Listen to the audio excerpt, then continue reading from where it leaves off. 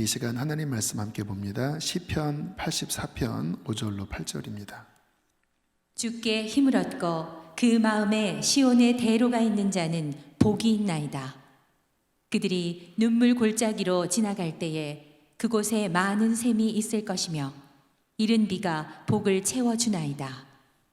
그들은 힘을 얻고 더 얻어 나아가 시온에서 하나님 앞에 각기 나타나리이다. 만군의 하나님 여호와여, 내 기도를 들으소서. 야곱의 하나님이여, 귀를 기울이소서. 아멘. 지금 코로나로 세상에 평소와는 좀 다른 낯선 풍경이 연출되고 있습니다. 어떤 사진을 보니까 지하철이 텅텅 비었더라고요. 스포츠 경기도 많이 중단이 되었고 정말 나라가 이렇게 멈춰선 것 같은 느낌이 들 정도입니다. 또 아버지들이 일찍 퇴근하고 또 아이들도 학교도 안 가고 학원도 안 가니까 저녁에 가족이 다 모여 있는 좀 이상한 분위기라고 하더라고요. 이상하면 안 되지만 여기 좀 낯선 그런 풍경이 연출되고 있어요. 우리 교회 또한 주일뿐만 아니라 평일에도 사람들이 붐비고 주차장에는 차가 가득하고 각 실마다 사람들로 늘 가득했었는데 지금은 정말 적막강산 같아요. 여러분 이게 뭔지 아시죠? 쉼표입니다.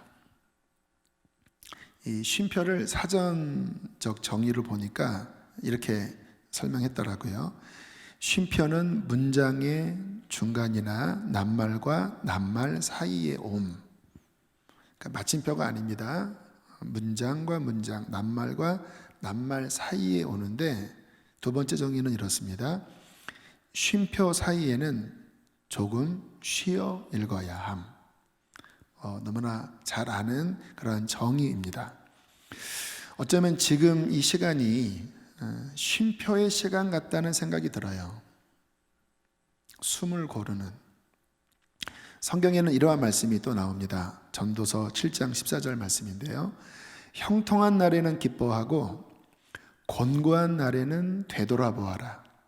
이 두 가지를 하나님이 병행하게 하사 사람이 그의 장래일을 능히 헤아려 알지 못하게 하셨느니라.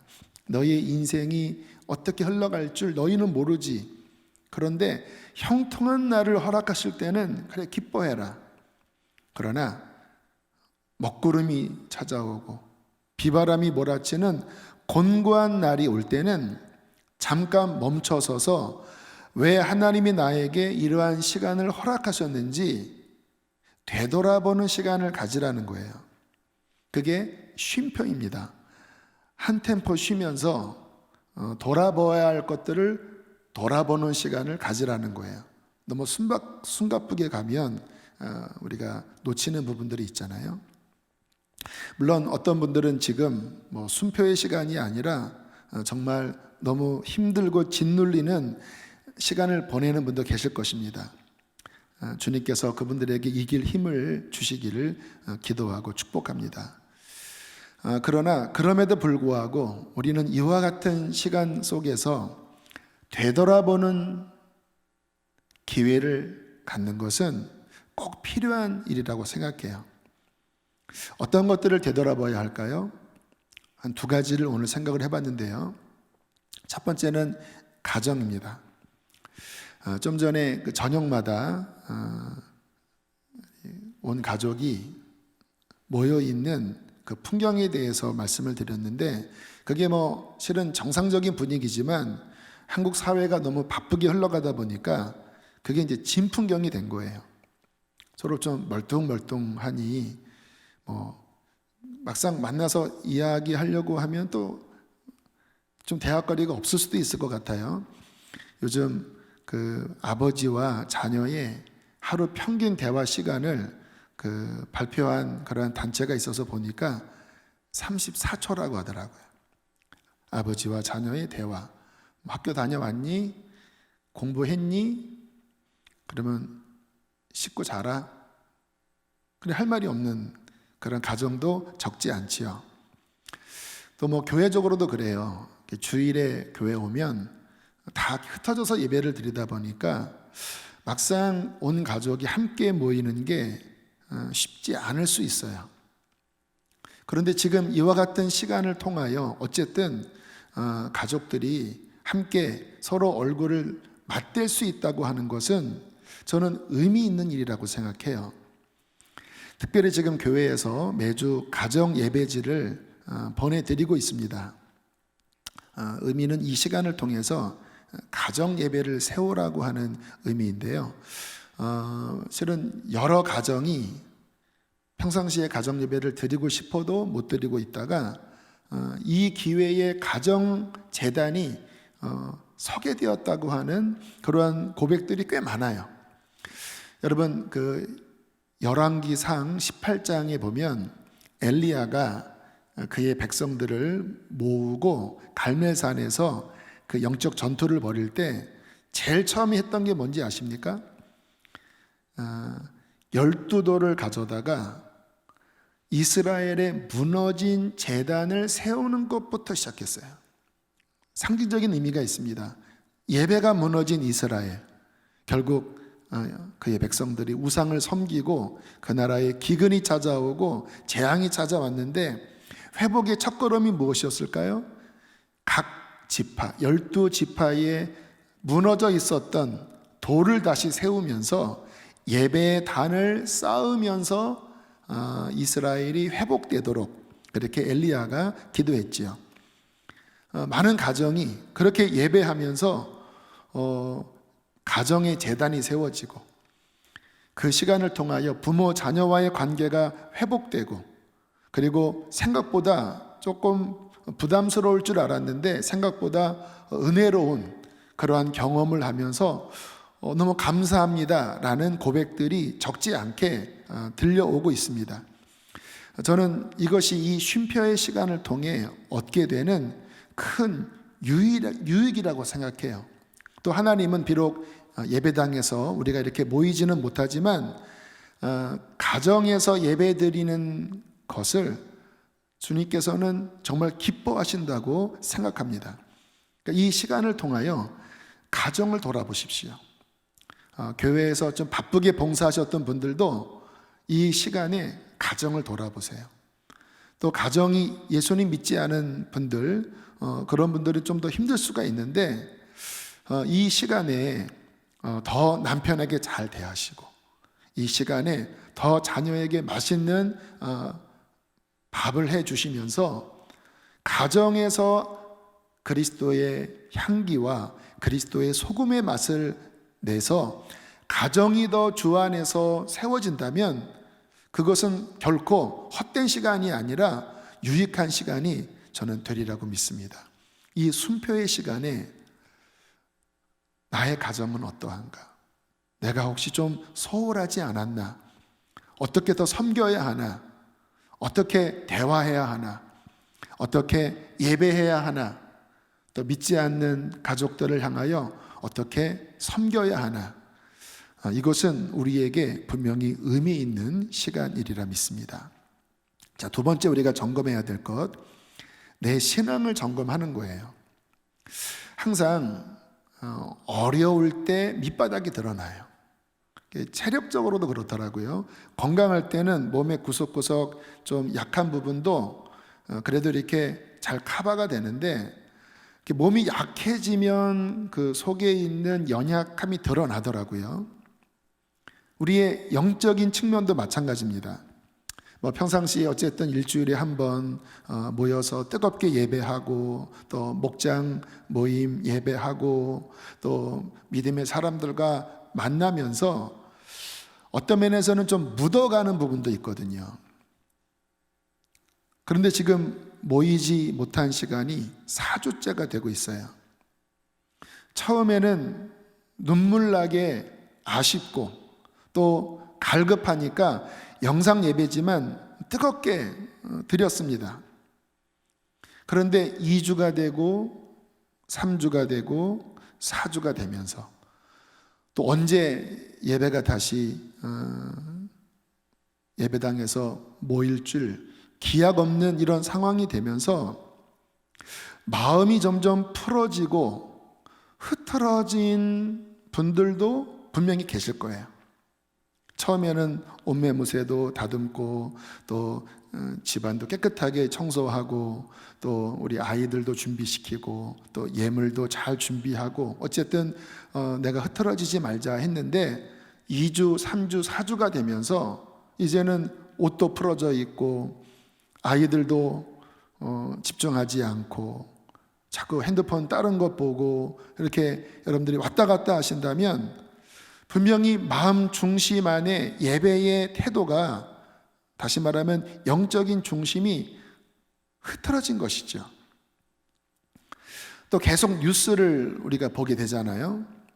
근데 저는 그렇게 말씀을 드립니다. 물론 그러한 정보들을 알아야 되지만 거기에 함몰되면 정말 두려움에 아주 빠지게 돼요. 우리는 하나님이 주시는 하나님의 음성을 듣고 그 하나님의 시각으로 세상을 볼 줄 알아야 되잖아요. 그런데 이 세상의 소식만 듣다 보면 이 마음이 그냥 거기에 눌려서 영적으로 무기력해지고 또 낙심이 되고 영적으로 처질 수가 있는 거예요. 4주가 지나면서 혹시 내 신앙의 실상이 드러난 것은 아닌가? 물론 어떤 분들은 더 기도하고 더 말씀 보고 더 골방 예배하고 가정 예배를 드리면서 그 신앙이 흔들리지 않고 더 유익한 분도 분명히 계시지만 만약에 이 시간에 우리의 믿음이 까부러지는 점점 힘을 잃는 그러한 모습이라면 나의 신앙의 근본을 점검해 보셔야 합니다. 잠언 24장 10절에 이러한 말씀이 나와요. 함께 읽겠습니다. 시작. 내가 만일 환난 날에 낙담하면 내 힘이 미약함을 보임이니라. 실은 제가 자주 특히 어려울 때마다 경계의 말씀으로 삼는 그러한 말씀인데요. 인생이 어려움을 만날 때 그것을 이기지 못한다면, 왜요? 내 마음의 힘이 너무 약해서 그 어려움을 이기지 못하고 결국 날개가 꺾인다면 결국 너의 내면의 현주소가 그렇게 실패할 수밖에 없는 자인이라. 이 말씀은 어떤 사람들에게 책망하는 말씀이 아니라 그러면 안 된다고 하는 말씀이에요. 너 환난 날에 그렇게 낙심해 있으면 안 돼. 왜요? 주님이 우리 안에 계시잖아요. 주님이 우리를 붙잡고 계시잖아요. 그래서 정말 우리가 믿음의 사람이라면 환난 날에 낙담하는 게 아니라, 이러한 시간에 우리의 믿음이 이렇게 꺾여지는 게 아니라 우리 안에 계신 예수님의 이름으로 다시 이렇게 뚫고 일어날 줄 알아야 돼요. 그게 신앙의 힘이지요. 저도 막 어려움을 당하여 막 제 내면이 그렇게 막 꺾여지려고 할 때마다 내가 이 정도의 일에 낙담해 버리면, 이 정도의 시험에 내가 꺾여진다면 내가 어찌 믿음의 사람이겠는가? 내가 어찌 주님의 일을 감당할 수 있겠는가? 내가 어떻게 내가 하나님의 일을 하고 영광 돌릴 수 있겠는가? 주님, 저 낙담하지 않겠습니다. 주님의 이름으로 일어나겠습니다. 그렇게 막 선포하면서 이 말씀 붙잡고 일어나곤 했습니다. 지금 낙담해 계신 분 계십니까? 힘이 빠져가는 분이 계십니까? 주님의 이름으로 권면합니다. 일어나십시오. 힘을 내십시오. 환난 날에 낙담하시면 안 돼요. 우리의 믿음의 현 주소가 예수 그리스도로 말미암아 어떠한 환경 중에서라도 승리하는 믿음이 되어야 할 줄로 믿습니다. 오늘 본문은 이렇게 말씀하고 있습니다. 시편 84편 5절 함께 읽습니다. 주께 힘을 얻고 그 마음에 시온의 태료가 있는 자는 복이 있나이다. 하나님의 사람은 누굽니까? 주께 힘을 얻고 그 마음에 시온의 대로, 하나님께로 향하는 대로가 있는 사람이 하나님의 사람이라는 거예요. 6절 말씀 시작. 그들이 눈물 골짜기로 지나갈 때에 그곳에 많은 샘이 있을 것이며 이른 비가 복을 채워주나이다. 눈물 골짜기가 어떠한 곳이죠? 힘든 시간이라는 거죠. 앞이 안 보여요. 그래서 속에서 헉헉대는 탄식이 나오고 앞으로 가는 것이 아니라 자꾸 이렇게 뒤로 낮아빠지는 그러한 힘든 골짜기가 눈물의 골짜기예요. 우리가 인생길을 가다 보면 눈물의 골짜기를 만나요. 병이 들고 사업이 어렵고 모든 것이 이렇게 꼬이기만 하나 이러한 시간을 만나는데, 오늘 시편 기자는 뭐라고 이야기하냐면 그곳에 많은 샘이 있을 것이며 이른 비가 복을 채워주나이다. 무슨 의미냐면 눈물의 골짜기를 지나가는데 하늘에서 은혜의 단비가 내린다라는 거예요. 그래서 이 원어의 의미는 눈물의 골짜기가 박하 골짜기인데 그 힘든 골짜기를 지나는데 가을비입니다. 이른비가, 성경에 이른비가 가을비예요. 가을비를 이른비라고 하는데 가을비가 내려 샘물의 그 빗물이 채워진다라는 거예요. 그래서 곳곳에서 물이 터져 나와서 눈물의 골짜기를 허덕이며 갈 때 그 물을 마시고 앞으로 나아갈 수 있다는 거예요. 저는 그러한 경험을 참 자주 했습니다. 힘이 다 빠지는 것 같고 더 이상 헤쳐나갈 수 없다고 느껴지는 그 순간 주여 주여 기도하면 은혜가 내리는 거예요. 그리고 성경을 읽으면 그 말씀 속에 하나님의 꿀과 같은 그 단비가 내 안에 채워지는 거예요. 그리고 예배하면 정말 내 마음 안에 일어날 수 없었던 제 마음이 일어나는 그러한 은혜의 단비가 내리는 거예요. 그래서 다시 회복되고 다시 일어나곤 했거든요. 이게 그리스도인이죠. 눈물의 골짜기를 지나갈 때에 가을비가 내려 그 빈 웅덩이에 샘물이 채워진다라는 거예요.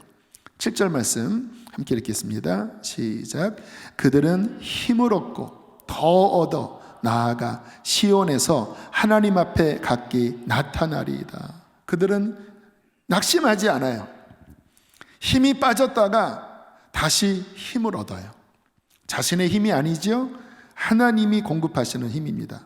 한 번만 얻는 게 아닙니다. 또 얻어요. 두 번만 얻는 게 아닙니다. 더 얻어요. 어디까지? 하나님 앞에 설 때까지. 여러분, 이것이 믿음이에요. 그들은 힘을 얻고 더 얻어 하나님 앞에까지 나아가는 승리하는 자.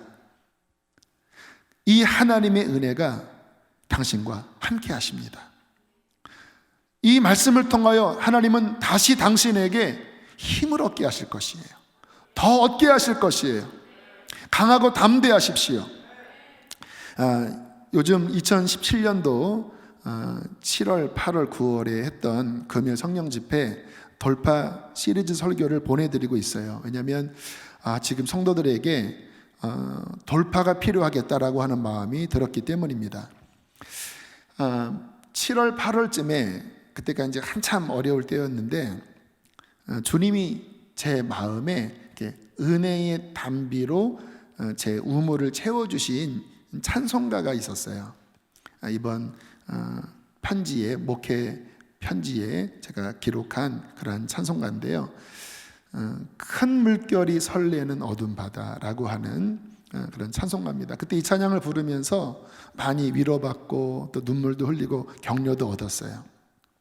오늘 이 찬양을 한번 불러보면 좋겠다라는 생각이 들었는데 가사를 좀 묵상하시면서 저와 함께 한번 불러보실까요?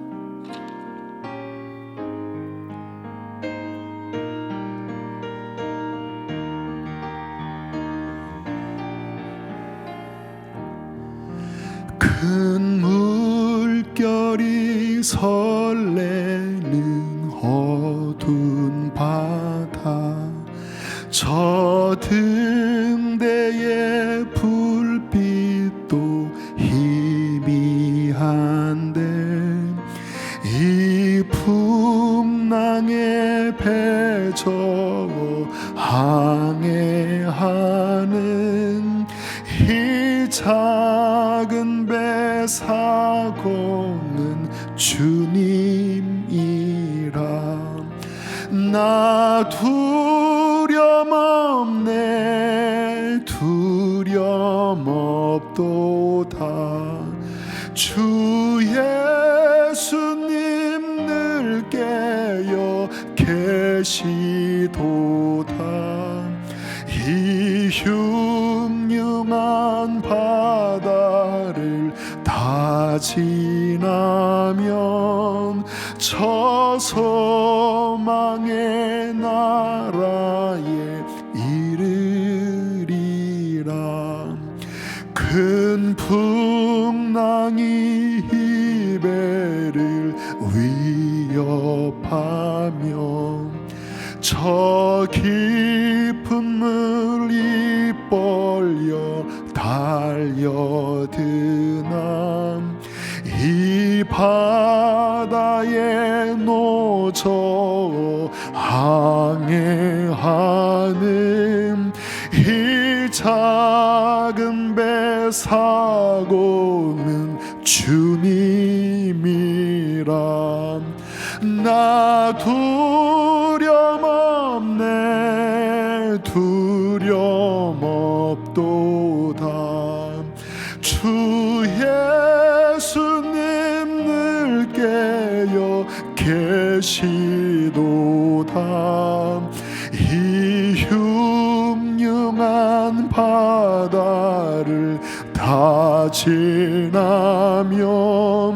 저 소망의 나라에 이르. 주님께서 큰 소리로 명하실 겁니다.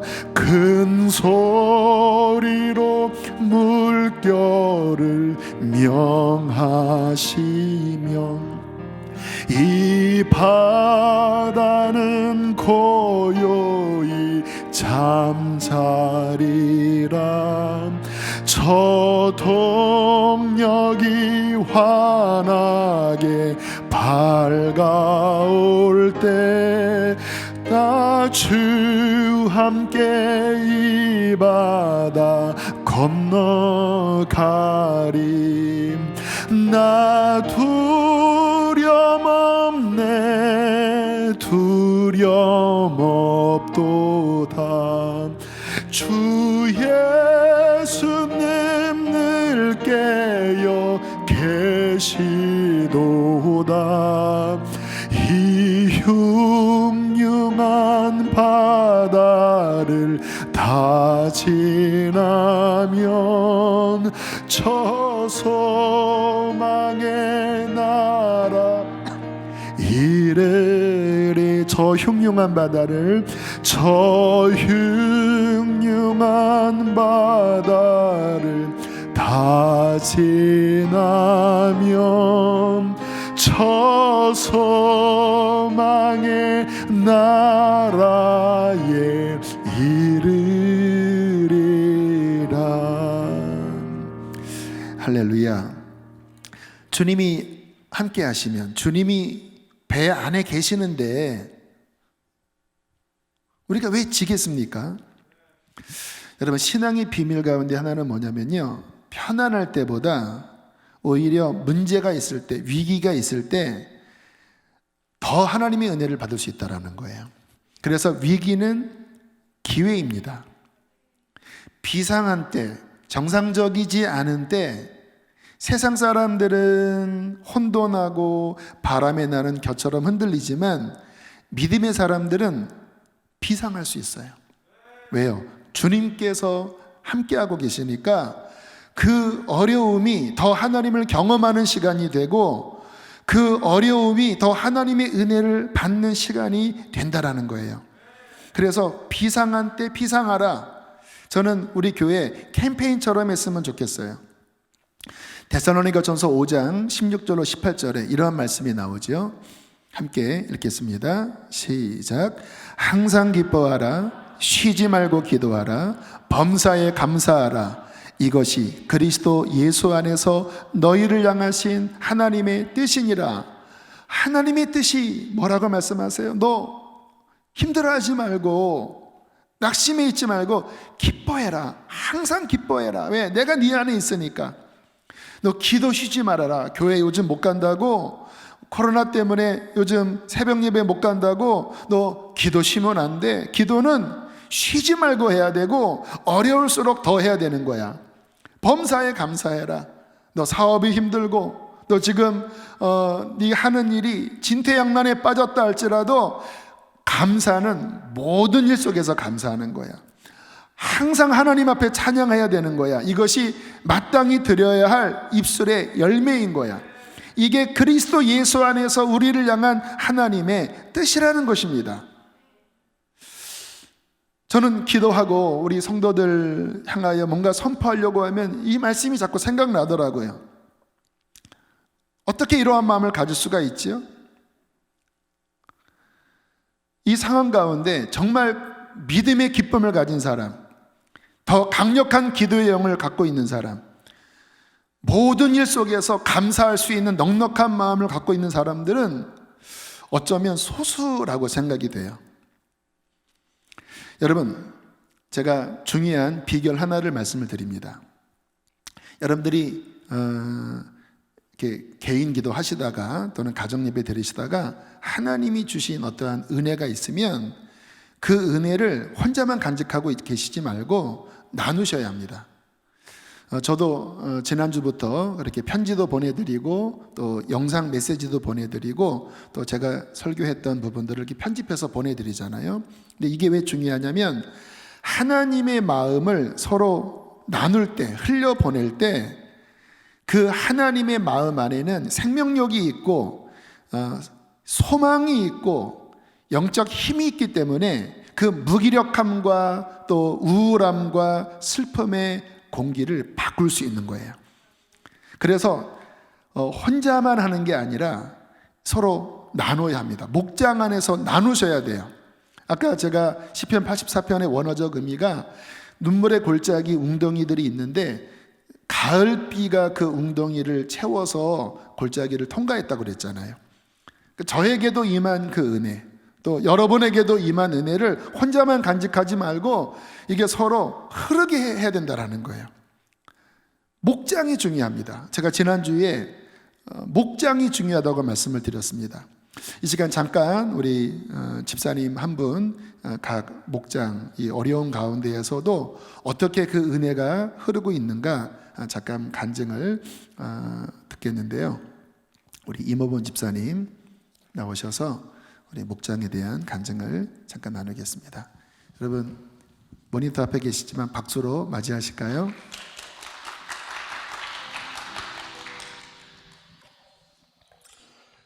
저희 부부는 올해 처음 세워진 새내기 초보 목자입니다.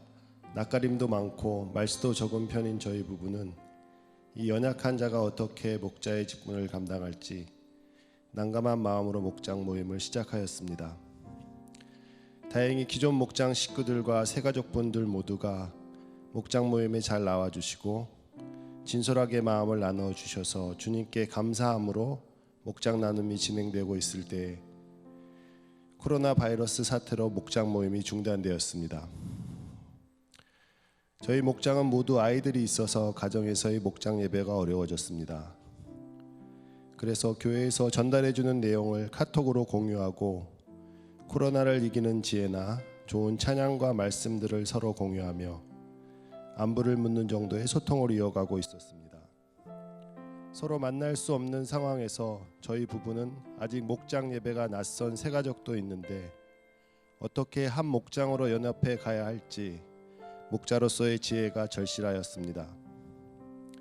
이런 상황에서 저희 부부는 새 가족 양육을 요청받게 되었습니다. 초보 바나바로서 저희는 고민과 부담스러움을 가지고 순종하였습니다. 그러나 2월 중순에 양육을 시작하자마자 코로나 바이러스 사태로 성전 예배가 중단되고 아이들은 휴거한 상태여서 아이들의 안전을 위해 양육을 쉬어야 하는 상황이 되었습니다. 새가족 부부는 열방을 향한 비전과 소명으로 선교 훈련도 받으시고 믿음이 굳건하신 분들이어서 양육 중단이 큰 문제가 아닐 듯 싶어 만나지 못하는 상황에서 기도만 하고 있었습니다. 그런데 카나다 교포이신 아내분이 교회 예배도 중단된 상태에서 아이와 함께 공동체도 없이 극심한 고립감을 느끼며 힘든 시간을 보내고 있음을 알게 되었습니다. 그래서 임시적으로라도 목장에 우선 소속되도록 교회와 상의하여 결정하고 바로 주 2회의 바나바 양육을 시작하게 되었습니다. 두 번째 양육을 하던 날 남편 집사님께서 손끝 발끝이 저리고 걷기 힘든 증세로 병원에 다녀오셨다고 하셨습니다. 다음 날 아내 집사님께서 남편분이 검사 결과 큰 병원으로 옮겨 정밀 검사를 받아야 한다는 상황이라고 기도를 부탁하셨고, 남편 집사님께서 직접 연락을 드려보니 1차 진료병원의 긴급한 권유로 삼성의료원에서 입원 치료를 받아야 할 것 같다고 하셨습니다. 저희 부부는 이전에 친지분의 암 수술을 통해 중보기도에 엄청난 힘을 경험한 터라 바로 목장 가족들에게 자세한 내용을 알리고 중보를 부탁드렸습니다. 목장 식구들 모두 기도의 끈을 잡아주셨고 모두가 호전 여부를 자주 물어주시고 서로 나누면서 절실히 기도하였습니다. 기도의 연합군을 생각나게 하셔서 소속 교회와 교회 학교와 지역 카톡방의 내용을 올리고 기도를 요청하였습니다. 새가족 남편 집사님은 걱정하며 상태를 묻는 저에게 오히려 좀 쫄긴 했지만 주님이 나의 주인이시니 이 과정을 통하여 저에게 하실 말씀이 있으시겠지요라며 믿음을 선포하셨고, 오히려 집에 있는 아내와 아이가 이 상황에서 낙심하지 않고 불안해하지 않도록 기도해 줄 것을 부탁하셨습니다. 검사 결과는 길랭바레 증후군이라는 희귀 질환으로 빠르게 진행되며 말초 신경 중 근육을 움직이게 하는 운동 신경에 발생하는 염증성 병변이라고 하였습니다. 목장에서는 계속 중보가 이어졌고 다행히 초기에 발견되었고 중추 신경계로의 감염이 없어서 4일 만에 퇴원하게 되었습니다. 저희 목장은 병원에서의 조기 치료가 잘 되어 신경에 큰 손상이 없이 퇴원하고 약물 치료를 하게 된 것에 감사하고 있었습니다. 퇴원 2일 후 불편하신 가운데에서도 새가족 부부는 바나바 양육이 가능하다고 하셨고, 만남을 갖던 중 두 분 집사님께서는 저희가 미처 몰랐던 귀한 간증을 해주셨습니다. 목요일 오후 병원에 입원하셔서 검사 외에는 어떤 약물 치료도 없었는데 금요일 오전에 검사하는 중에 증세가 급 호전되었다는 것을 알게 되었다고 합니다. 그런데 되돌아보니 그때가 지역장님과 같은 지역 목자님들, 목원분들께서 기도를 선포하시고 위로의 문자를 보내주시던 그 시점이었다고 하시면서 주님께서 기도를 들으셨구나 하는 그 느낌이 들었다고 간증하셨습니다. 당시 병원에서는 진행되는 증세로 보면 한 달 정도의 입원 관찰이 필요할 수도 있고 심할 경우 의료보험도 되지 않는 비싼 면역 치료를 해야 할 수도 있다고 했다고 합니다. 그런데 약 한 번 먹지 않고 그렇게 저절로 단시간 내에 호전되는 경우는 극히 드물다고 하여 병원에서는 퇴원 후에도 그 경과를 주시해 보고 싶다고 신기해했습니다. 아직 재발 위험이 있고 한두 달 정도 경과를 지켜보아야 하는 상황이지만 저희 부부에게 전해주신 간증은 온 목장 식구들과 함께 공동체가 합심하여 기도한 은혜를 경험한 큰 기쁨의 시간이 되었습니다. 저희 부부는 초보 목자, 초보 양육자로서 어떻게 감당할 수 있을까 하는 마음의 부담이 컸는데 주님께서 새가족 부부를 향한 중보 기도를 통하여 목장 식구들과 자연스럽게 소통의 창이 마련되게 하셨고 한 번도 만난 적이 없는 새 가족을 자연스럽게 목장 식구로 연합할 수 있는 연결고리로 만들어 주셨습니다. 저희는 한 가족이 되게 하신 하나님의 선하신 인도하심에 대해 세 가족 부부에게 간증하였습니다. 성전에서의 예배가 어려운 지금 상황을 핑계삼아 목자로서 바나바로서 그냥 쉬고 싶어 사명을 놓치기 쉬운 때에 지극히 작은 순종으로 하나님께서 일하시는 축복을 경험하게 되었습니다. 주님께서는 기도의 제목을 나누었을 뿐인데 이를 통하여 낯설었던 공동체를 오히려 기도로 연합하게 하시고 생명을 보호하시고 막힘이 뚫리게 하셨습니다. 어려움 중에도 기쁨을 주시는 능력의 하나님을 찬양합니다. 아멘. 할렐루야. 네, 이게 비상한 때 비상하는 거지요. 위기를 만나고 인간의 힘으로 어떻게 할 수 없을 때 서로 믿는 자들이 소통을 한 겁니다. 함께 연합하여 중보하고 또 하나님이 주신 말씀을 선포하고, 보니까 그 아내 집사님, 남편 병 걸린 아내 집사님도 그래요. 주님이 함께 하시면 이길 수 있습니다. 이렇게 선포하고, 그렇게 주님이 주신 마음들을 흘려보내니까 이게 날아오른 거잖아요. 그 가정도 회복이 되고, 모일 수 없는 환경 가운데 목장이 깔아앉을 수 있었는데 오히려 이렇게 간증할 수 있는 비상하는 은혜를 받았잖아요. 여러분, 저는 이 시간을 적극적이고도 창의적으로 대처하려고 합니다. 교회에서도 어떤 면에서는 더 손을 놓으려면 놓을 수 있는 상황인데 그렇게 하지 않고, 저도 영상도 만들고 또 메시지도 더 보내드리고 또 우리 사역자들도 더 열심히 전하하면서 하나님의 은혜가 이 가운데 더 강력하게 흐르게 할 때에 우리는 주와 함께 날아오르게 될 줄로 믿습니다. 이것이 신앙이에요. 이것이 환난 날에 낙담하는 미약한 자가 아니라 오히려 주님과 함께 승리하여 시온에서 하나님 앞에까지 이르게 하는 승리하는 하나님의 백성인 줄로 믿습니다. 그러한 성도들 다 되시기를 축복합니다. 함께 이 시간 찬양하시겠습니다.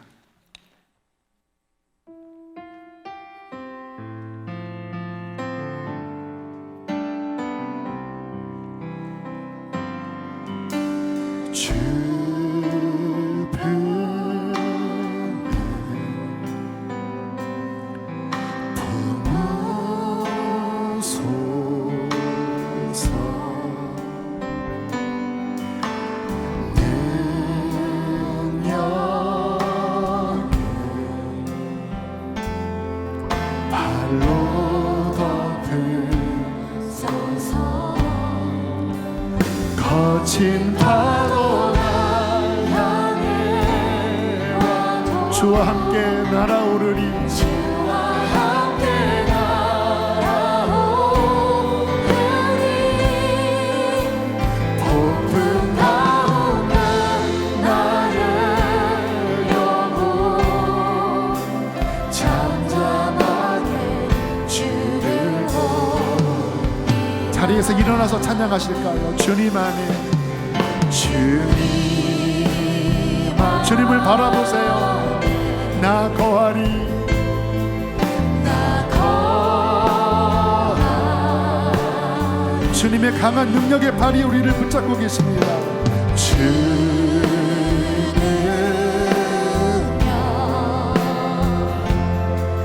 나 잠잠히 믿네. 거친 파도가 주님 앞에 우리 손을 높이 들어 찬양합시다. 주와 함께 날아오르리. 폭풍 가운데 나의 영혼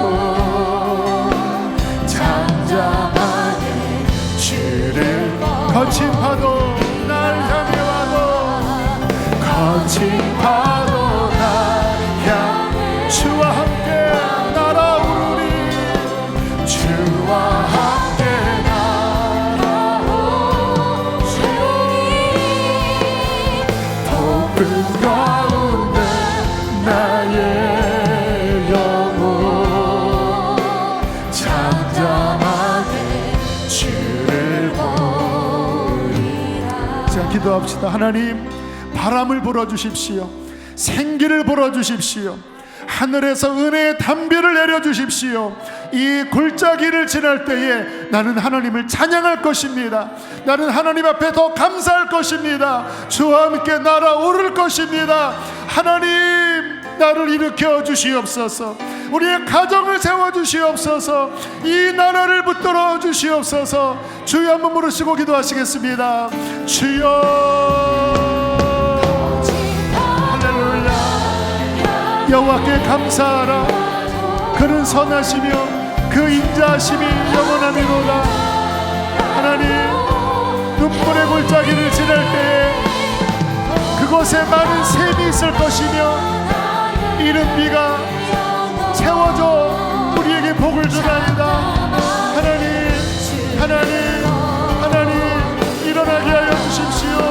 낙담에서 일어나게 하여 주시고 두려움에서 해방되어지게 하여 주십시오. 두려움이 풀릴지어다. 영적인 침체에서 벗어나게 하여 주시고 더 하나님을 예배하게 하여 주십시오. 가정마다 예배의 제단이 세워질지어다. 주여, 이 나라를 지켜 올려드립니다. 우리 한 번 더 기도합시다. 나라를 위하여 기도합시다. 하나님, 이 나라에 무너진 것들이 다시 세워지기를 원합니다. 부유함 속에 하나님을 향한 그 단이 허물어지고 종교 생활만 가득했던 주님, 이 민족의 죄를 회개합니다. 주님, 온전한 예배가 세워지게 하여 주시고 하나님, 이 나라의 모든 악과 불법과 모든 어그러진 것들이 주여 회복되어지게 하여 주시옵소서. 우리 나라를 위하여 주여 한번 부르시고 기도하시겠습니다. 주여, 할렐루야. 대한민국을 주님의 손에 올려드립니다. 주여, 우리 대한민국을 고쳐주시옵소서. 대한민국을 고쳐주시옵소서. 하나님, 모든 어그러진 것들을 바로 세워주십시오. 무너진 것들을 바르게 세워주시옵소서. 주여,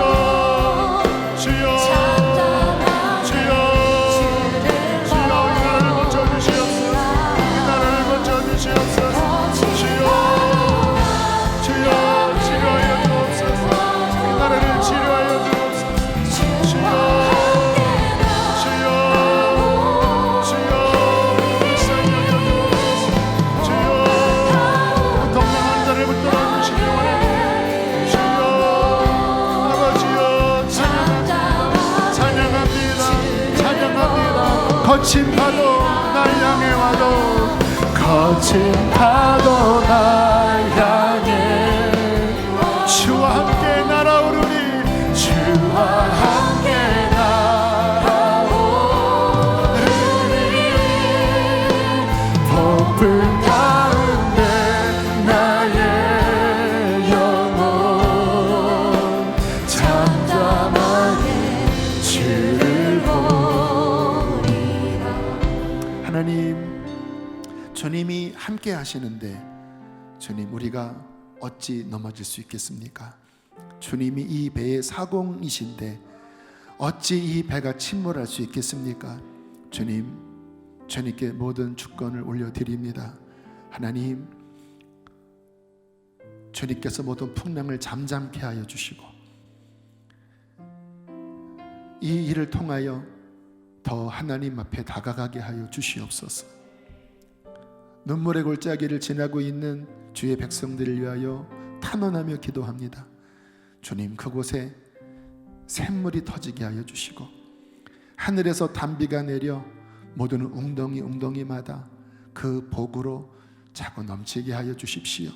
그리하여 하나님, 주저앉아 있는 것이 아니라 다시 믿음으로 일어나게 하시고 힘을 얻고 더 얻어 앞으로 나아가 시온에서 하나님 앞에 영백케 하여 주십시오.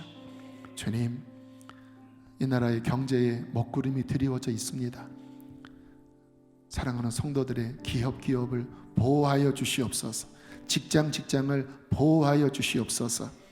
주님, 코로나로 인하여 두려움 가운데 있습니다. 주의 날개 아래 우리 성도들을 덮어 주시옵소서. 보혈로 지켜 주시옵소서.